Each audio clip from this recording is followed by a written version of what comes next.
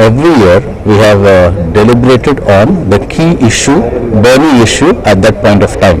We've done competency mapping, performance management, leadership, talent management, recruitment, leveraging technology in HR, and for this year we've chosen the topic transformation of HR through business excellence. For every year we have around 200 to 250 delegates coming, addressed by over 40 senior level heads of organizations, CEOs, vice presidents, entrepreneurs and business heads, addressing the delegates. But that's about the HR summit. The objective of the summit is to give an forum, an opportunity for HR professionals to get a bird's eye view of each and every to get a perspective of an HR topic where they could carry it to their organization. Each on the topic, you would find 40 business leaders sharing their business perspectives based on their respective best practices in their organizations. Now, this practice is shared before 250 heads of managers HR. Now, this is the take home they have got when they go back to a company. A public sector company can listen to the best practice in Infosys, or rather Infosys can also listen some of the best practices in a public sector company like HL when they became the masters in the lean management. So there is a pollination of learning that happens over here, the best practices, a rare event that is becoming a very unique entity of IHRD. Sir, you are conducting awards also. Yes. How to select the awardees? And yeah, there is a criteria. Basically, we want to promote the best HR managers in the country.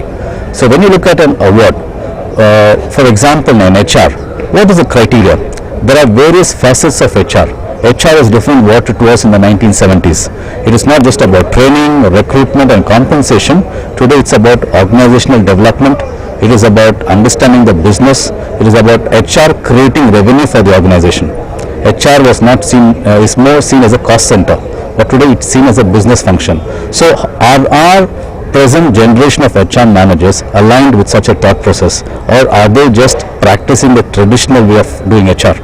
Today HR reports directly to the CEO of a company. So they are working hand in hand. So are they good in execution? Do they understand the business of the company, or do they understand the finance of the company? This is how an HR function works. So based on this criteria, we create, if it's a young manager award, he should be within 40 years of age, and he should have done certain things that has transformed the organization and generated revenue for the organization. And that should be validated by the concerned heads of the organization and 2-3 references. And based on that, the top, there's a judging criteria where Dr. Winston, myself, Mr. Sham, and there are another 3-4 people who would be evaluating them. And we debated amongst ourselves and ensure that we get the best young HR manager, and that in turn motivates the other HR professionals telling, I want to be a best award, I want to get that award the following year. So it creates a kind of a healthy competition to be the best HR manager.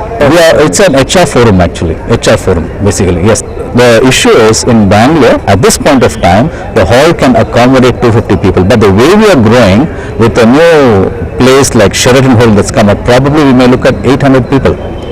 And probably we can accommodate more academicians, students in the coming years. Probably because of the hall capacity, we are restricting ourselves to either Leela Palace or the Lee Meridian. Probably we are going to shift to a wider audience, a bigger hall.